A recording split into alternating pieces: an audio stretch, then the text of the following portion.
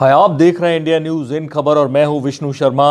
चुनावी विश्लेषण करेंगे उज्जैन की सीट का। महाकाल की नगरी, विक्रमादित्य की नगरी, कालिदास की नगरी, 12 ज्योतिर्लिंगों में से एक ज्योतिर्लिंग यहाँ पर है। कुंभ का मेला जहाँ लगता है, उन शहरों में एक उज्जैन भी है। ऐसे में उज्जैन में बीजेपी का जलवा होना स्वाभाविक है, लेकिन बीजेपी के कैंडिडेट सत्यनारायण जटिया, उन्होंने एक तरह से अपनी पर्सनल छवि बनाई और लगातार यहाँ से, एक बार अगर बीच में गैप दिया जाए तो 7 बार यहाँ से चुनाव जीता।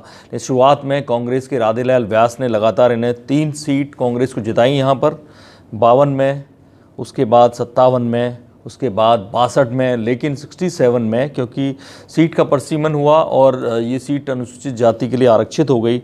ऐसे में जनसंघ ने बाजी मारी, 67 में हुकुमचंद जीते और 67 के बाद जो अगला चुनाव हुआ 71 में फूलचंद वर्मा जीते जनसंघ के ही।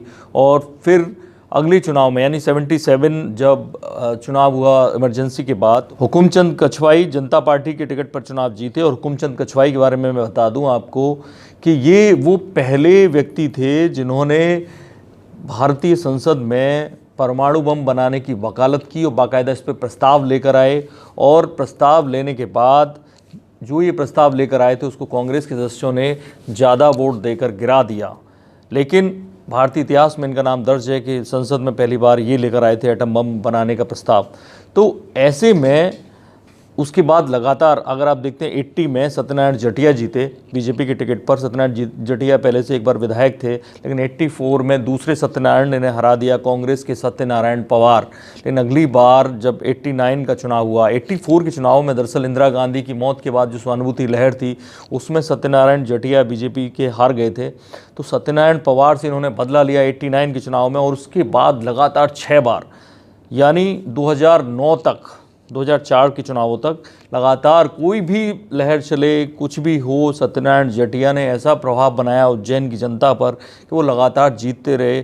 2009 में बीजेपी के मुकाबले, सत्यनारायण जटिया के मुकाबले प्रेमचंद गुड्डू को कांग्रेस ने मैदान में उतारा। 2 बार के विधायक थे प्रेमचंद गुड्डू ने बड़े बड़े होर्डिंग लगाए कि 25 साल का हिसाब दें सत्यनारायण जटिया। और एक तरह से दूसरी जो खबर है वो भीतरघात की खबर है, कैसे बीजेपी के लोगों ने सत्यनारायण जटिया के खिलाफ भीतरघात किया।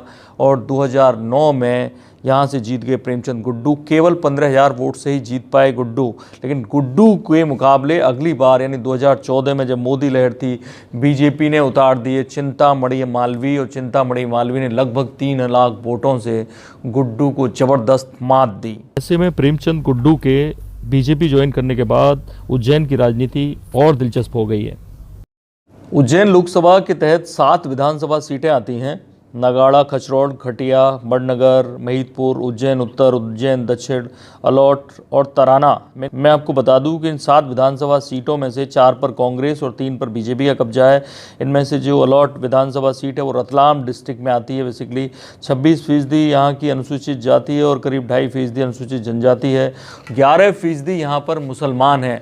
लेकिन जाति का जो जलवा है वो यहाँ कम दिखाई देता है, क्योंकि यहाँ उम्मीदवार पे काफ़ी कुछ डिपेंड करता है। प्रेमचंद गुड्डू तभी यहाँ पर आ पाए क्योंकि 2 बार विधायक रहे थे और उन्होंने अच्छी सी पकड़ बनाई हुई थी इलाके पर। उससे पहले सत्यनारायण जटिया लगातार जाति के चक्र को तोड़ते हुए 7 बार यहाँ से विजयी रहे थे। एक बार केवल सत्यनारायण पवार से हारे थे और दूसरी बार प्रेमचंद गुड्डू से हारे।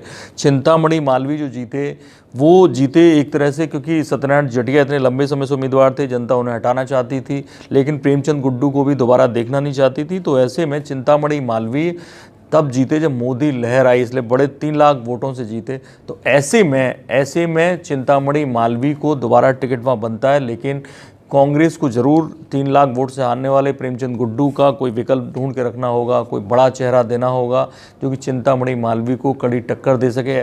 ऐसे में जबकि एमपी में सरकार बदल गई है, कमलनाथ की सरकार आ गई है, कांग्रेस वाले जोश में है, बीजेपी थोड़ी सी हताशा में है। 3 लाख वोटों से जीतने के बावजूद चिंतामणि मालवीय सोच रहे हैं कि इस बार मोदी लहर आएगी कि नहीं आएगी। तो ऐसे में कांग्रेस वाले खुश हो सकते हैं और इसलिए उन्हें एक ऐसा ज़बरदस्त चेहरा देना पड़ेगा जो चिंतामणि मालवीय को उज्जैन की सीट से हरा सके। जैसे ही चेहरों का ऐलान होता है हम फिर से चुनावी सीट का विश्लेषण करेंगे, उज्जैन का भी विश्लेषण करेंगे, आपको बताएंगे कि किस में है कितना दम। तब तक आप देखते रहिए इंडिया न्यूज़, सब्सक्राइब करें इन खबर। थैंक यू, नमस्कार।